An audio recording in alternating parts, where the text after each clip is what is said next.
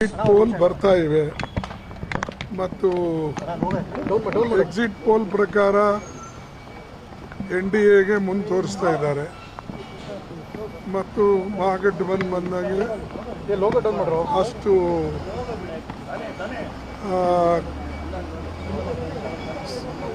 ಪ್ರೋತ್ಸಾಹಜನಕ ಅದರದ್ದು ಇಲ್ಲ. ನೋಡೋಣ.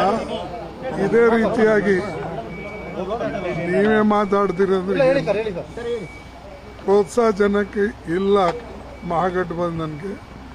ಆದರೂ ನೋಡೋಣ, ಯಾಕಂದರೆ ಇದೇ ರೀತಿಯಾಗಿ ಹರಿಯಾಣದಲ್ಲಿ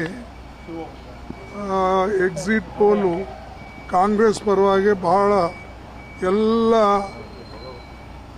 ಚಾನಲ್ಸು ತೋರಿಸಿದ್ರು, ಆದರೆ ರಿಸಲ್ಟ್ ಅದರ ಉಲ್ಟಾ ಆಯಿತು. ಅದಕ್ಕಿದು ಕಾದು ನೋಡೋಣ. 14ನೇ ತಾರೀಕು ಏನು ರಿಸಲ್ಟ್ ಬರ್ತದೋ ನೋಡೋಣ. ಬಾಂಬ್ ಬ್ಲಾಸ್ಟ್ ಈಗಾಗಲೇ ನಾವು ಕೇಳಿದ್ದೇವೆ. ನಿಷ್ಪಕ್ಷಪಾತವಾದ ನಿರ್ಣಯ ಆಗಬೇಕು ಮತ್ತು ಎನ್ಕ್ವೈರಿ ಆಗಬೇಕು. ಎನ್ಕ್ವೈರಿಯಲ್ಲಿ ಏನು ಬರ್ತದೋ ಅದರ ಮೇಲೆ ಸರ್ಕಾರ ಕಠಿಣವಾದಂಥ ಶಿಕ್ಷೆ ಕೊಡಬೇಕು ಸಂಬಂಧಪಟ್ಟವರಿಗೆ.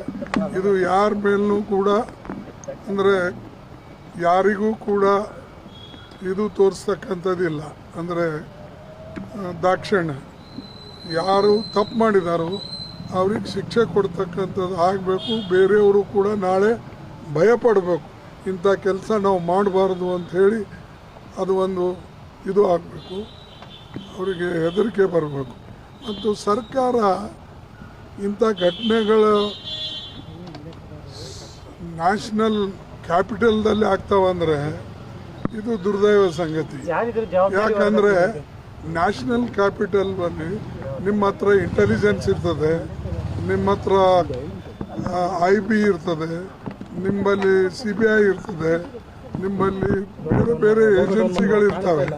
ಅದಕ್ಕಾಗಿ ಬೇರೆ ಏಜೆನ್ಸಿಗಳು ಅಲ್ಲಿದ್ದರೂ ಕೂಡ ಸರ್ಕಾರ ಅದು ವಿಫಲವಾಗಿದೆ ಇದರಲ್ಲಿ. ಆದರೂ ನಾವು ಸಂಪೂರ್ಣವಾಗಿ ಅದರ ಮಾಹಿತಿ ಬಂದ ಮೇಲೆ, ಈಗಂತೂ ನ್ಯಾಷನಲ್ ಸೆಕ್ಯೂರಿಟಿ ಏಜೆನ್ಸಿಗೆ ಒಪ್ಪಿಸಿದ್ದಾರೆ. ನೋಡೋಣ ಅದು ಏನು ಬರ್ತದೋ. ಬಂದ ಮೇಲೆ ಮುಂದೆ 1ನೇ ತಾರೀಕು ಪಾರ್ಲಿಮೆಂಟ್ ಪ್ರಾರಂಭ ಆಗ್ತದೆ, ಡಿಸೆಂಬರ್. ಆಮೇಲೆ ನೋಡೋಣ.